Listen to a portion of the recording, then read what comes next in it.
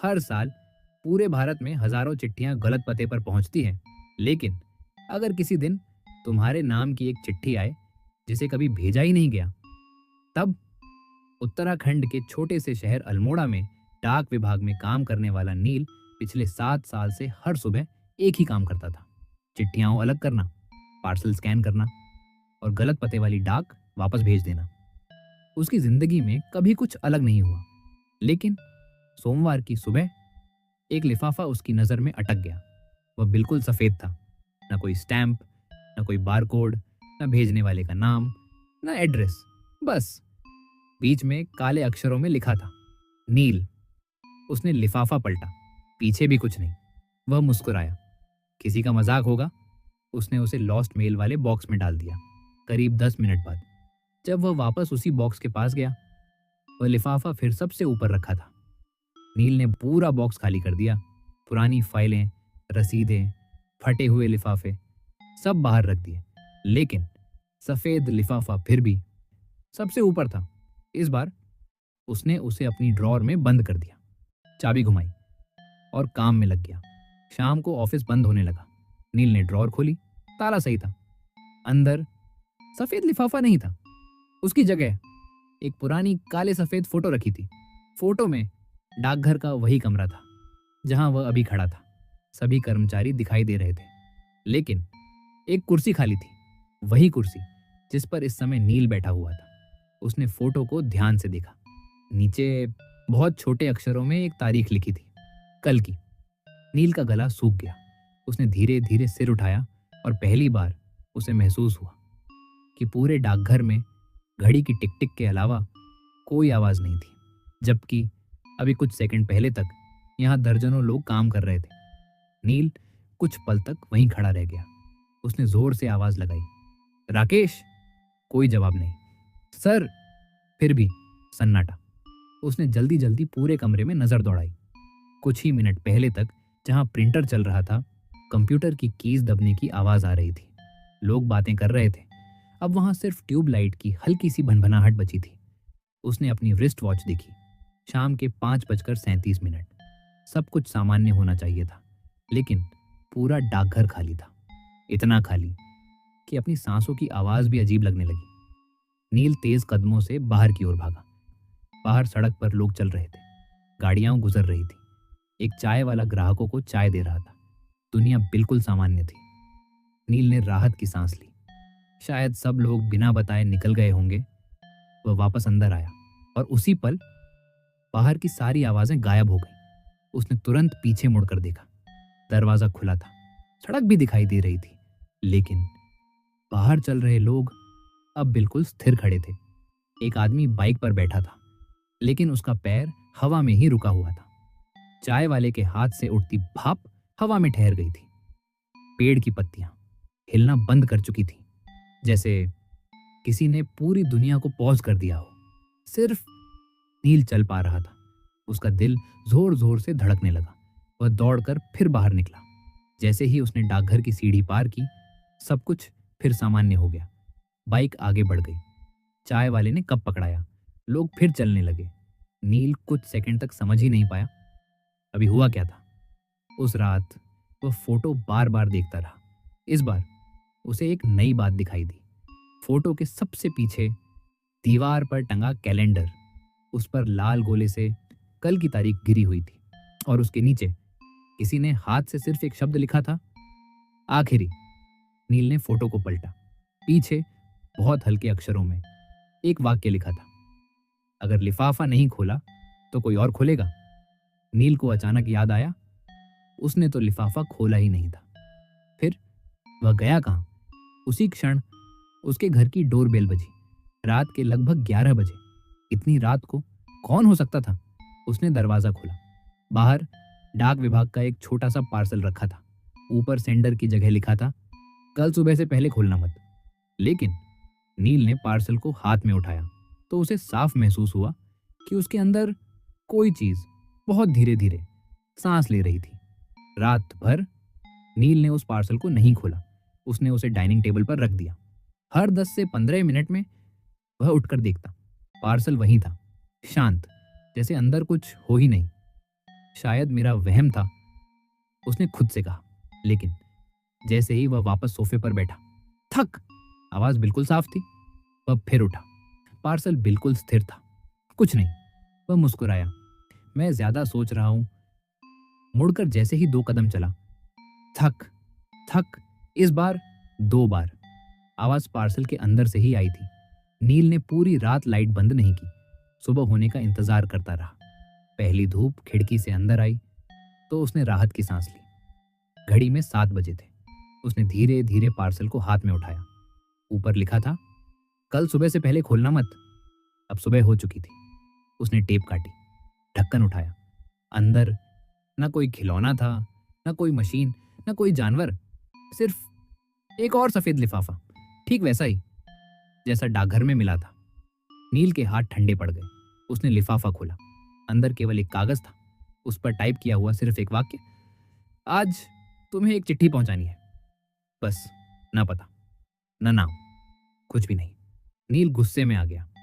कौन कर रहा है ये सब? उसने कागज को मोड़कर फेंक दिया। उसी पल उसका फोन बजा। स्क्रीन पर डाकघर का कॉल था। उसने तुरंत उठा लिया। हेलो? उधर से घबराई हुई आवाज आई। नील, तुम अभी कहाँ हो? घर पर। कुछ सेकंड की खामोशी। फिर, तुम पक्का घर पर हो? हाँ। आवाज कांपने लगी। अभी अभी तुम यही हमारे सामने खड़े हो। नील का गला सूख गया। क्या? तुम 5 मिनट से मेल काउंटर के सामने खड़े हो, लेकिन तुम हिल नहीं रहे। कॉल अचानक कट गया।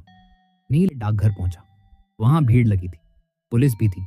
वह लोगों को धक्का देकर अंदर गया और उसकी नजर सीधे मेल काउंटर पर पड़ी।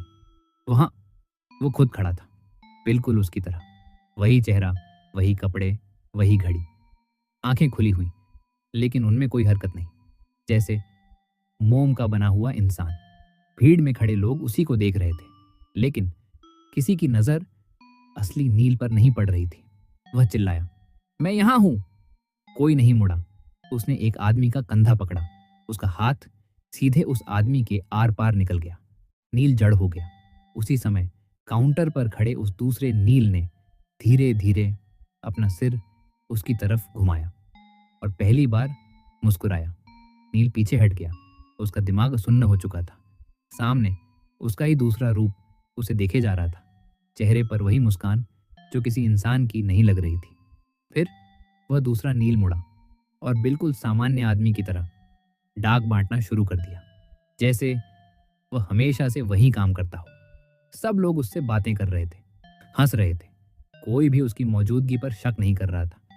और असली नील उन सबके बीच खड़ा होकर भी किसी के लिए मौजूद नहीं था। वह घबराकर बाहर निकल आया। उसी समय उसकी जेब में रखा सफेद लिफाफा अपने आप बाहर गिर गया। उसने उठाकर खोला। इस बार अंदर सिर्फ एक पता लिखा था, डेड लेटर ऑफिस। नीचे एक पुराना एड्रेस। नील चौंक गया। वह जगह शहर के बाहर थी, पुराने रिकॉर्ड रखने का गोदाम जो कई साल पहले बंद हो चुका था। लेकिन उसे याद आया, उसने वहां कभी काम नहीं किया। फिर भी यह पता उसे अजीब तरह से जाना पहचाना लग रहा था। शाम ढलने लगी। बारिश शुरू हो चुकी थी। नील उस पुराने भवन के सामने खड़ा था। टूटी हुई दीवारें, जंग लगा लोहे का गेट और ऊपर टेढ़ा सा बोर्ड जिस पर धूल के बीच अब भी लिखा था, डेड लेटर ऑफिस। वह अंदर चला गया। हजारों पुरानी चिट्ठियां लकड़ी की अलमारियों में भरी हुई थीं। इतनी पुरानी कि कई लिफाफे हाथ लगाते ही टूट रहे थे। हवा में सीलन की गंध थी। लेकिन सबसे अजीब बात, वहां किसी ने हाल ही में सफाई की थी। फर्श पर धूल थी, मगर बीच में एक सीधा रास्ता बिल्कुल साफ था, जैसे कोई रोज वहां से गुजरता हो। नील उसी रास्ते पर चल पड़ा। रास्ते के आखिर में एक छोटा सा कमरा था। उसके दरवाजे पर पीतल की एक पट्टी लगी थी। उस पर लिखा था, अधूरी डाक। उसने दरवाजा खोला। कमरे में दीवार से दीवार तक लकड़ी के छोटे छोटे बॉक्स रखे थे।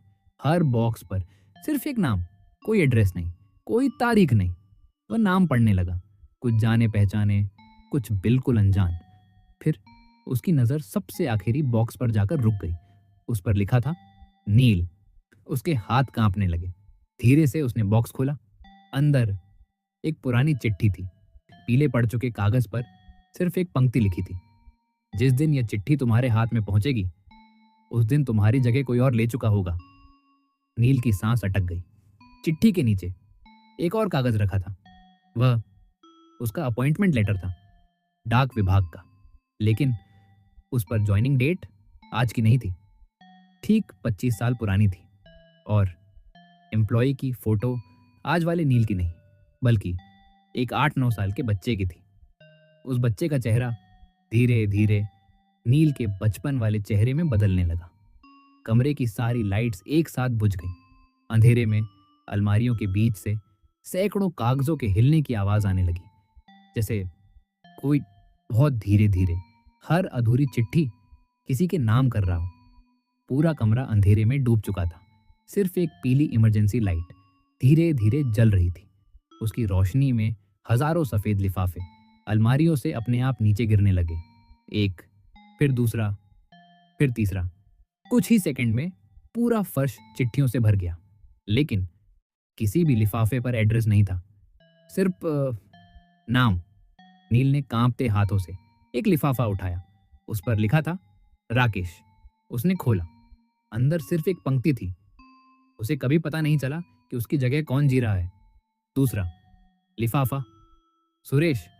अंदर उसने आखिरी दिन तक अपने परिवार को देखा, लेकिन किसी ने उसे नहीं देखा। तीसरा, चौथा। हर चिट्ठी एक ही कहानी बता रही थी। हर इंसान धीरे धीरे दुनिया से मिटा दिया गया था और उसकी जगह कोई दूसरा उसी की जिंदगी जीने लगा। अचानक कमरे के कोने से कदमों की आवाज आई, धीमी लेकिन साफ। नील ने मुड़कर देखा। अंधेरे से वही दूसरा नील बाहर आया। इस बार उसके चेहरे पर मुस्कान नहीं थी, वह बिल्कुल शांत था। उसने धीरे से कहा, डरना मत, मैं चोर नहीं हूं, मैं सिर्फ तुम्हारी जगह लेने आया था। नील चीखा, तुम हो कौन? कुछ पल की खामोशी, फिर उसने जवाब दिया, मैं भी कभी तुम्हारी ही तरह असली था। नील के पैरों तले जमीन खिसक गई। क्या मतलब? वह दूसरा नील धीरे धीरे पास आया। हर कुछ साल बाद एक नाम चुना जाता है, उसे एक चिट्ठी मिलती है। अगर वह चिट्ठी उसके हाथ तक पहुंच गई तो उसकी जिंदगी किसी और की हो जाती है और वह इस जगह का अगला रखवाला बन जाता है। कमरे के बीचों बीच लोहे की एक पुरानी मेज रखी थी। उस पर एक मोटी रजिस्टर खुली हुई थी। दर्जनों नहीं, हजारों नाम। कुछ के आगे लाल निशान, कुछ के आगे काली स्याही। सबसे आखिरी लाइन अब तक खाली थी। अपने आप एक पुराना फाउंटेन पेन हवा में उठा। धीरे धीरे उसने आखिरी लाइन पर लिखना शुरू किया, नील। नील पूरी ताकत से पीछे हटना चाहता था, लेकिन उसके पैर हिल ही नहीं रहे थे, जैसे फर्श ने उन्हें पकड़ लिया हो। पेन ने नाम पूरा किया और उसी पल डाकघर में मौजूद दूसरा नील धीरे धीरे धुएं की तरह गायब होने लगा। गायब होने से पहले उसने पहली और आखिरी बार कहा, अब तुम्हें चिट्ठियां पहुंचानी है। अगली सुबह शहर का डाकघर हमेशा की तरह खुला। कर्मचारी आए, काम शुरू हुआ। सब कुछ सामान्य था। काउंटर पर एक नया कर्मचारी बैठा था। उसका चेहरा नील का था। सब लोग उसे वर्षों से जानते थे। किसी को कुछ भी अजीब नहीं लगा। लेकिन शहर के दूसरे कोने में एक घर के दरवाजे पर एक माँ बार बार पुलिस को यही कह रही थी, मेरा बेटा नील कल से घर नहीं आया। पुलिस ने रिकॉर्ड देखा। उन्होंने शांत स्वर में जवाब दिया, मैडम, हमारे रिकॉर्ड में आपका कोई बेटा कभी था ही नहीं। उस दिन शाम को डाकघर में एक नया सफेद लिफाफा आया। न स्टैंप, न एड्रेस, बस एक नाम। नई कहानी किसी और के लिए शुरू हो चुकी थी।